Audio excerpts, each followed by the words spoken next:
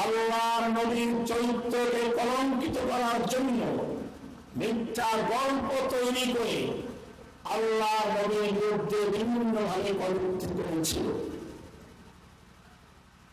এদেশের তাওহীদি জনতা যখন শাপলা চত্বরে জড়ো হয়ে তার প্রতিবাদ করেছিল, রাতের অন্ধকারে বাতি নিভিয়ে তাওহীদি জনতার রক্তে ঢাকা রাজপথকে রঞ্জিত করা হয়েছিল।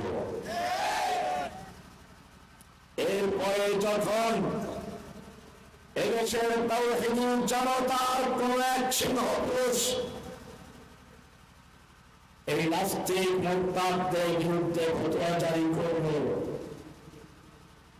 যারা আল্লাহর রাসূলকে গালিগালাজ করে, তুচ্ছ-তাচ্ছিল্য করে, আল্লাহর জমিনে তাদের থাকার কোনো অধিকার নেই।